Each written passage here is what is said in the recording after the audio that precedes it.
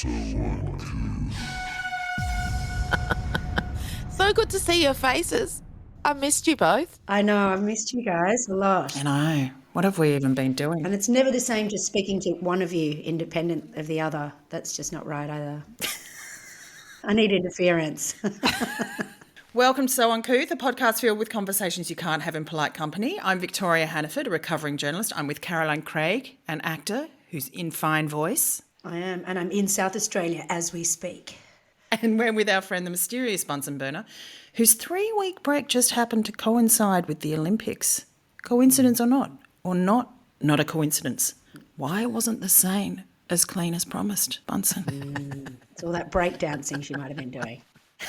We are 3 friends who live in 3 different cities, but as Caroline I just love said, the idea that you have. Sorry, I've shat on your parade.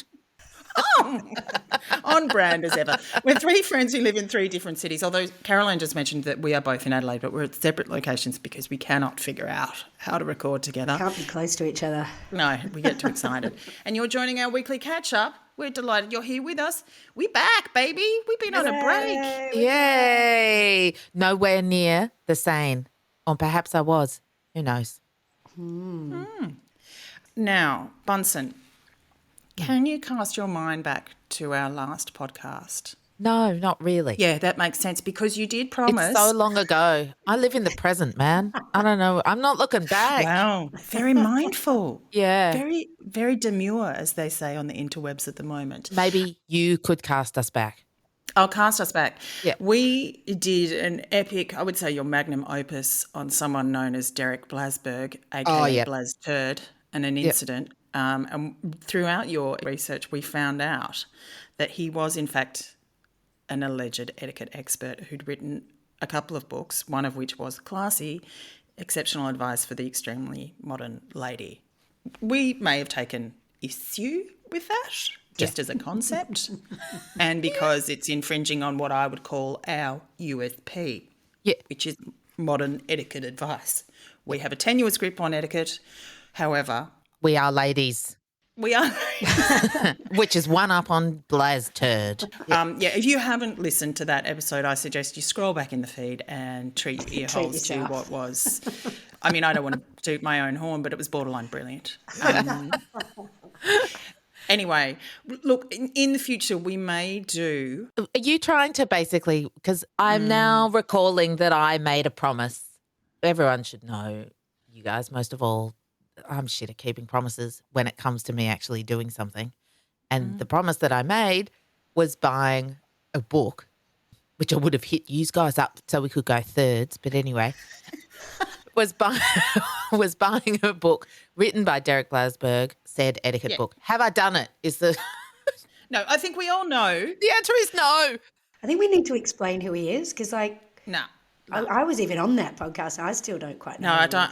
It's unclear to me. I've checked his Wikipedia page recently and it doesn't include anything about the Blas Turd incident, which to me is the most defining feature. There's a lot of wishy-washy. He's a celebrity friend, who allegedly poos in Gwyneth Paltrow's beds and ceilings. But anyway. Allegedly, according to the Daily Mail. Anyway, so I think what I would love is for you to bring in his book at some point. I'm going to do it. I'm going to make a promise and I hereby pledge to get that book by next week. Well, I think we should do some textual analysis of that in a future episode. You know, I think we want to just really lean into that space and nudge Blas Turd out. I'm going to hunt that book down. While we were on break, I went on a holiday. I came back with a bit of a fuzzy head. I had a lot of thoughts about corporate life and my question to you, Bunsen, is if you are coming back to work with a fuzzy head, what is an acceptable way to while away some time while sort of hungover or otherwise not so fresh? Would you say doom scrolling in the bathroom, doing menial sort of office light activities like filing emails and documents or organising an office birthday calendar and social events? Which would you choose? Doom scrolling in the toilets, hands down. Firstly, because I have never filed emails in my life. If I look at my inbox now, I can tell you I have 28,747 emails. Oh, God. I get stressed just thinking about that. And I just, if they don't look like emails I don't want to read, I just leave them. Keep moving on. Don't you get that thing saying you've run out of space, buy more space now? That's what I Yeah, get I when I bought get more something. space. Yeah. You bought the space. You never buy the space. You buy the space because then you don't have to fail. I mean, you don't have to file. What was that? Oh, my God. I can't believe you bought the space. Yeah. Wow. So I would never file emails. Number 2, what was it? I do a lot of doom scrolling in the toilet. I used to kind of try and put my phone in my pocket or something because I think it is a bit gross to be seen to be taking a phone into a toilet. Poor etiquette. Well, it's just a bit germy. But Yes. now I have this insanely large phone case because I've dropped my phone so many times and its screen has the cracked so toilet. many times. I've got one of those kinds of industrial, it's like carrying a phone around in a safe and it won't fit in any pockets. So now I just have to basically just carry it in and I'm brazen. I'm just like, you know what, guys? I'm going to go. I'll see you in about half an hour. And I may drop my phone in the toilet. But if I do, it'll be fine because it's in a safe. Exactly. Have you ever dropped your phone in the toilet? No, I've dropped it in a rock pool. That was a bit of a disaster, but I haven't. I actually threw it in a rock pool as I was pointing at a bit of wildlife. But anyway. Which would you choose, Caro? Would you doom scroll? I'm going birthdays, because not only does that use up a lot of time, it also makes you look really good because then you're going around talking to people, asking about their birthdays, and whether or not they were actually the exact dates of their birthdays would be questionable because I'm not very good at remembering people's birthdays, even you guys. I've got 2, so it's obviously quite tricky. All the birthdays would be a few days before. That's what I usually get, a few days before, because I get like a guilty, the birthday coming up, and then I just call anyway. They go, oh, you're ahead of time. But then you get to go around chatting to everyone, looking very busy, and, Yes. Talking about cakes, ordering cakes, thinking about cakes. That would be great. Yeah. Do you know what? I also think, Caroline, that something else that you can do is also then get a bit of a inside track because you're going to know what horoscope everyone is. Yeah.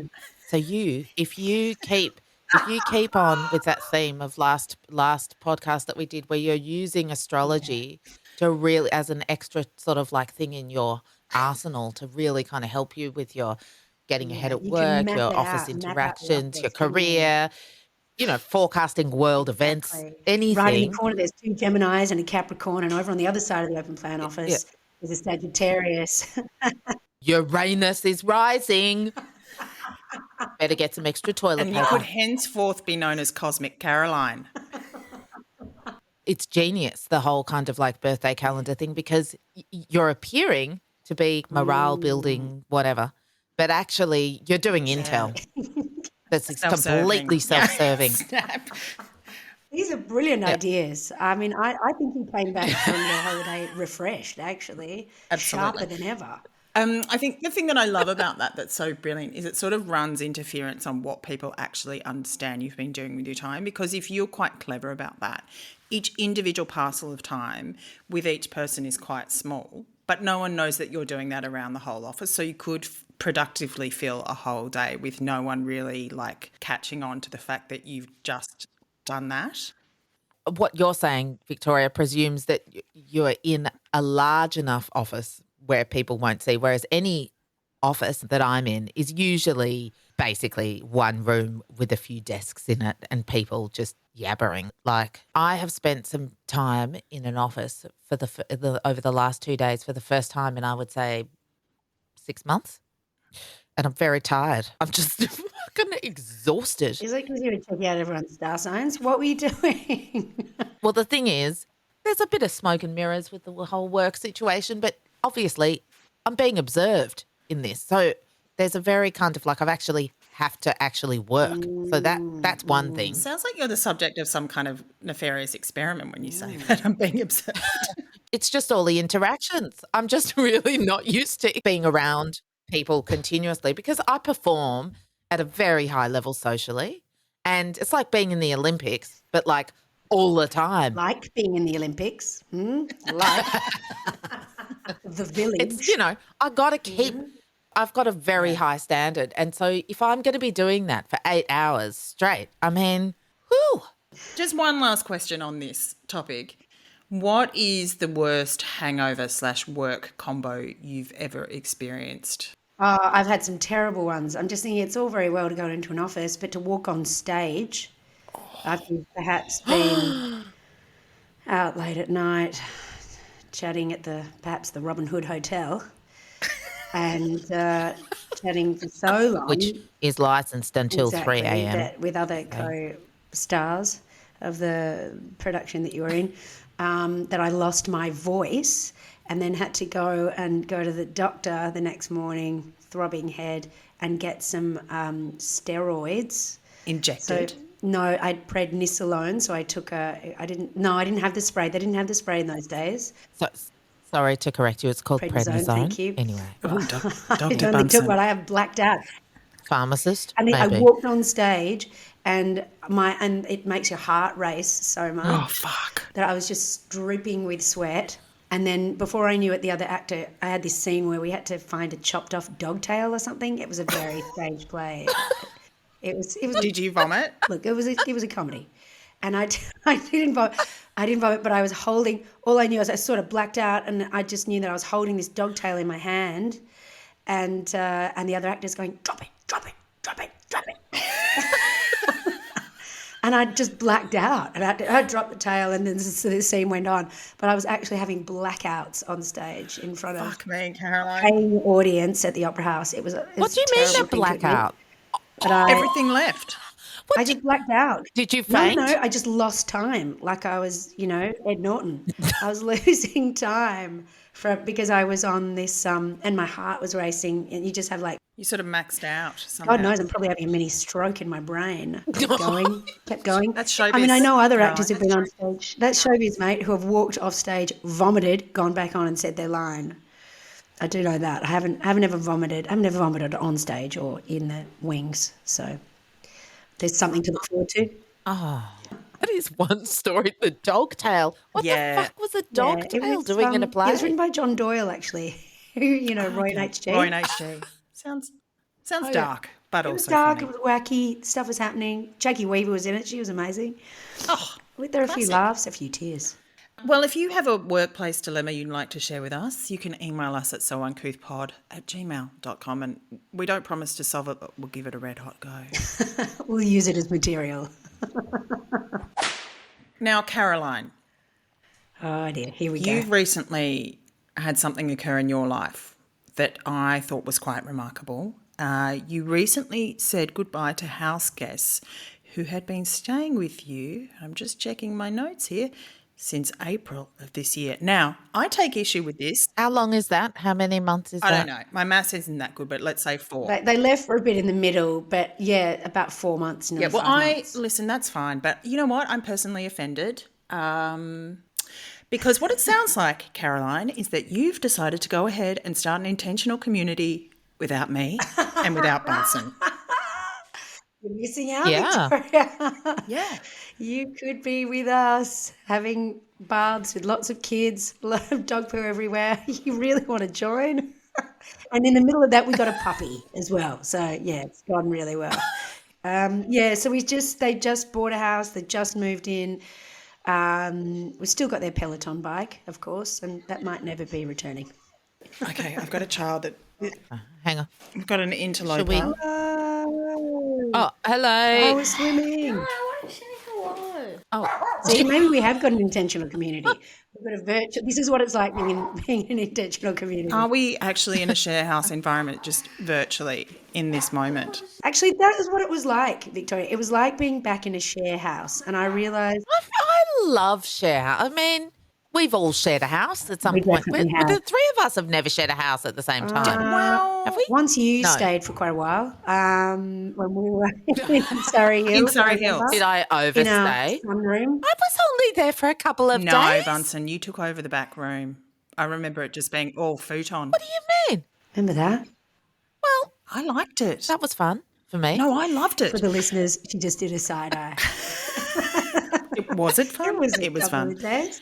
And that's the thing. When you're a guest, it is a couple of days. When you're the host, it's not a couple of days. It's a couple of months. All right? Well, my question is, like, are you a good house guest? Because, Bunsen, I loved having you stay. And even though I have given you a lot of stick about coming peanut butter. home and Jesus finding Christ. you Stop bringing it up. hidden in the sort of pantry, stuffing peanut butter into your mouth. It's what one of my it is? favourite memories. It gives me so much joy. I loved it. And I do have very fond memories of it as well, of you staying. Yeah. Do you think you're a good house guest? It's very polite of you to say. Are you talking about me, or are you? Was that question directed It towards is. me? I know I've got a lazy eye, but I'm looking at you. Am I a good house guest? Listen, I think I have improved somewhat. I'm now, the last few times I've been a house guest, I generally, what I tend to do, usually there are children involved, other people's children. I don't think I would be a good house guest if I brought my own. Like, I mean, that's just a risky situation. But generally what I do is I make a big effort with the other people's children. And that is the biggest. That's brilliant. That's the biggest thing. That's the biggest thing that you can do, I reckon, because that is fun. It's easy. You don't actually have to do any kind of like menial labour Lower usually. bar. And they usually laugh at my jokes, which I Again, appreciate. low bar. And you're also doing something that is kind of kind and lovely for your friend because you're taking that load as well as sharing their little. Yeah, it's broadly helpful, I would say. It's and so that's generally. I mean, because if I say, "Oh, can I help you in the kitchen?" I know, for example, that I see Caroline shaking her head. Victoria, you don't even have to shake your head because everything I've ever cooked, you've always, quote, tuned up I'm an asshole. with some other spices or whatever. So I'm not really capable of helping in any other way. So, I mean, I am. I've been at your place a few times. I mean, you've actually rescued me a few times. Yeah, you stay here. That's good. When I was booted out of other places for my bad behaviour. Yeah. I might have been a little heartbroken and you said, yeah, you can go wail and cry over there on the corner. Yeah, I provide a lot of toilet paper instead of tissues for tears. So what makes a good house guest, Caroline? What have you noticed? Like, what have you done that you like to do as a house Well, right guest? now I'm staying in my mother-in-law's house and I think I'm a great house guest, mainly because she's not here. Should we get her in? Well, she's on a yoga retreat and when she gets back, she's going to be so zenned out. I'm going to sound really good. I do the dishes, I tidy up. Do I tidy up? Place looks pretty messy. She's not here. So that's why I'm a good house guest because I'm here when she's not here. I'm feeding the animals. I'm feeding the sausage dog and the cat. Broadly helpful. Very good. Take them for a little walk. I'm not great with mess. I do make a bit of a mess. I like to spread out. I do dishes, and I may be wearing her underpants right now. But I'll put them in the laundry and I will hang them up. No, I think you just have to. Secretively, so she doesn't know I ever want them. I think you've just undone any good works that you may have ever done. And the best thing you can do is not give those undies back. You need to take them with you. That you buy her a fresh pair. Go and buy her some undies as a thank you. Guys, That's never going to happen, is it? it's not going to happen. Oh, for some reason that's really What, wearing your mother-in-law's undies? highly confronting, which is weird because I'm not usually confronted by these things. But anyway, it's a violation to go through somebody else's underwear drawer. I think that's I'm pretty bad at that actually, because No, you're good at it, mate. That's what you're wrong at. and also her drawers are just so great because she's really into this Marie Kondo kind of thing. So she's got all of her things in these little sort of envelopes, this. Jan, if you're listening, I'm very, very sorry. I'm sorry. On behalf of Caroline, I believe apologise. how exposing you. You're basically saying, I'm a really good house guest. I look at how they've folded their clothes because I go through all their drawers just as a matter of routine. Inspiring. And you know what? If it hadn't been for me opening those drawers and going through those undies, no one would have known just how incredibly neat and organised she is. And I think it really is. It's an acknowledgement. You keep telling yourself that, Caroline. Very good. I'm big upping her house organisation And what would have happened if you hadn't gone? Why were you in the need of underpants? because I haven't washed my own and mine are in crunchy piles in the corner. Is that... Look, hey, ease up.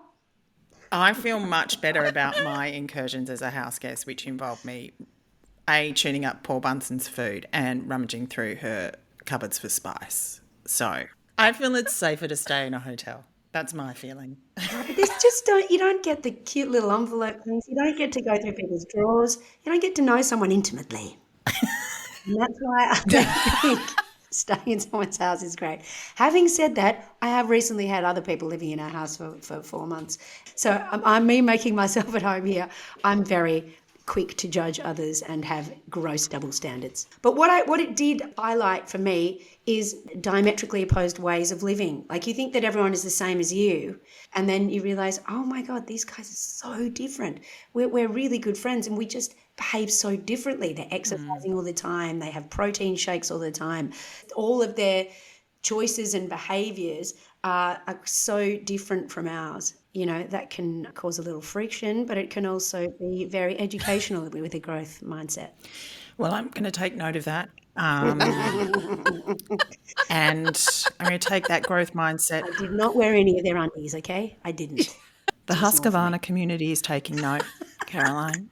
And our intentional community, we welcome all types of protein. Crochet your own undies. We welcome all types of undies. But I would just like to say that in our intentional community, I think that there needs to be a bylaw or some kind of, Yes, here we go. Bunsen's law degree comes back. Yeah. About underwear, which is that generally It's not communal. I think we could maybe just put names in undies, and if your name isn't in your undies, you don't put them on your bottom. Barry. That's because you've got someone else's, some ex-boyfriend's name in your undies. No, well, let's face it. I'm never actually even. I'm not putting names in anything. Maybe we should leave the crunchy undies behind. I've actually been accused of someone stealing someone's undies in a I wonder why. in a communal environment. And then when I saw the rest, and they were all identical sloggies, you know, sloggy undies. And I just took one look. I'm not wearing them. They're really uncomfortable. So you did try them on. Caroline, Who accused you? Who accurately accused you? Yeah. who got up the guts to say, "Hey, did you take my An undies?" elderly aunt Oh, my God. from another country. Has anyone seen my underwear? They're all the same. Remember when I bought you some nicks, Bunsen, for on pod, and Caroline immediately wanted to nick them as well? Interesting. Fresh ones. They were freshies. You're a snowdropper, Caroline. Not only were they freshies, but they hadn't been worn by a lady over the age of 65, so I don't think she would have been interested. Let's leave Caroline's underwear fetish in the rear view. Other people's undies are always more exciting than mine. Gross.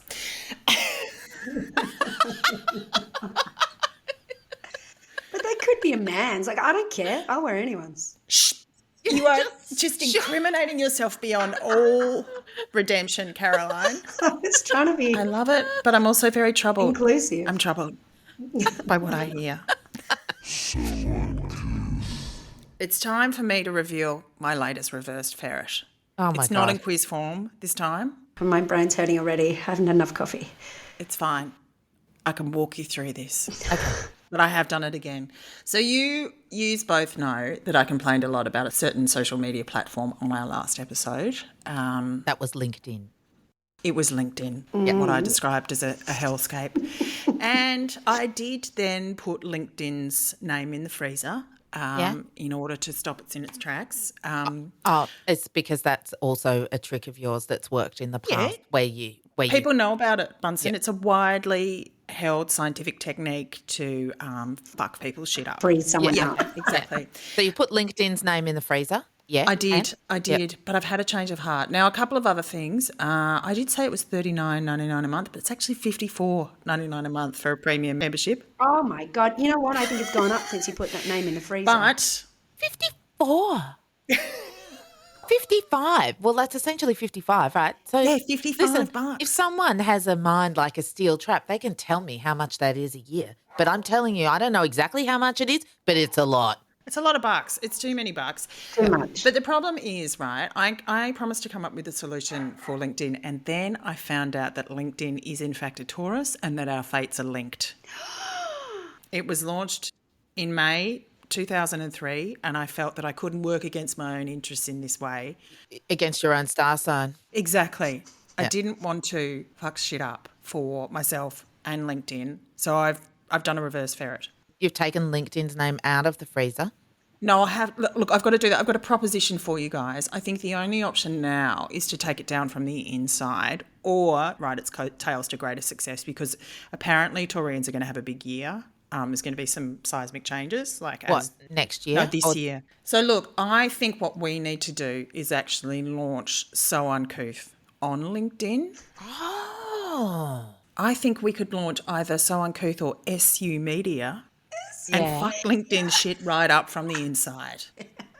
What we need to do is offer modern workplace etiquette as self-appointed experts and help people make it through another day of corporate drudgery. But I think that's where we can come in and assist. Absolutely. So we can do some posts. Yeah, or even the quiz. How do you while away a day of like hangover? Well, keep it real. Yeah, or want to get the inside track, organise a birthday calendar and find out everyone's star sign. Oh, you're good. You're really good. Correct. Yeah. Correct. Yeah. So I'm gonna launch that. Okay. We're going in. Yeah, so we don't get taken down. Can you please take LinkedIn's name out of the freezer in that case? That's my only caveat. I just got to remember to do that. And look, we should be in clear waters. Quick question. Are we paying $59.95 or whatever it is?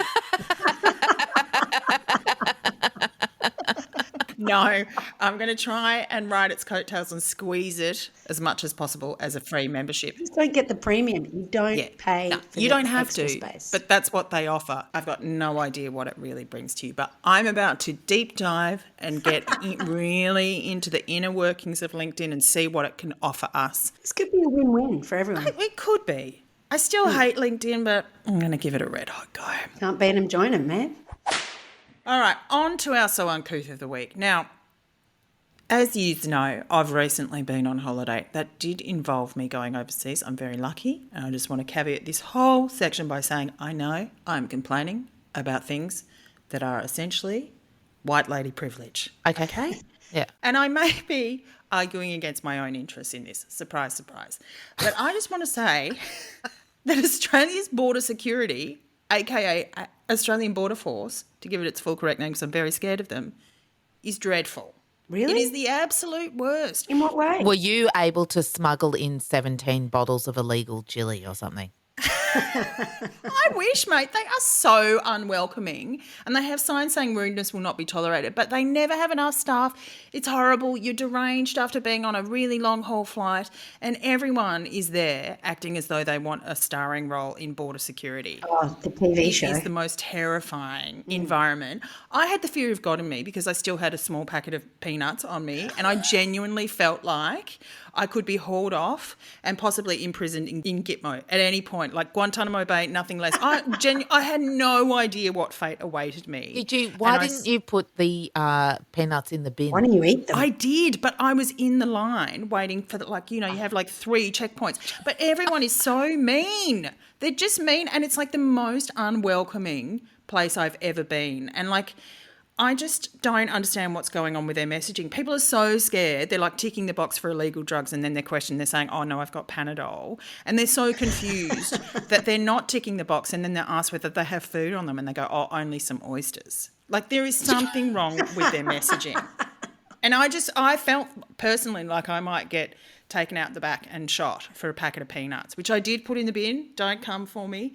Anyway, That's good. I just suggest that we could have a different approach, maybe the Irwin family welcoming us, giving us some important information about Crocodile show. invasive species. We could be there welcoming you, teaching you about Australian culture. The Irwin family could also just there could be a cutout of Steve saying, don't touch a stingray. I learnt the hard way. Exactly. Sorry, that's really wrong. Oh, we're cutting that, obviously. I don't want the Irwins coming after me. And also, that's actually not to do with anything about border security there. To do with about his own personal security. Important cultural customs, like what to do if you get a thong blowout, how you handle that. Anyway, A thong blowout. I think that they need a revamp, a reboot. We could help. But I've also heard that North Korea is reopening to tourists later this year, so I might have to go there and do some comparative analysis, because I swear to God, if North Korea is more welcoming, we're going to have words, because I'm at the point where I'd probably be happy to see Kim Jong-un at any border, because at least it would be a familiar face. Like, I just get scared when I see people in uniform. Like, and they make me lie. Like, I kind of, because I get nervous. I've had a few incidents.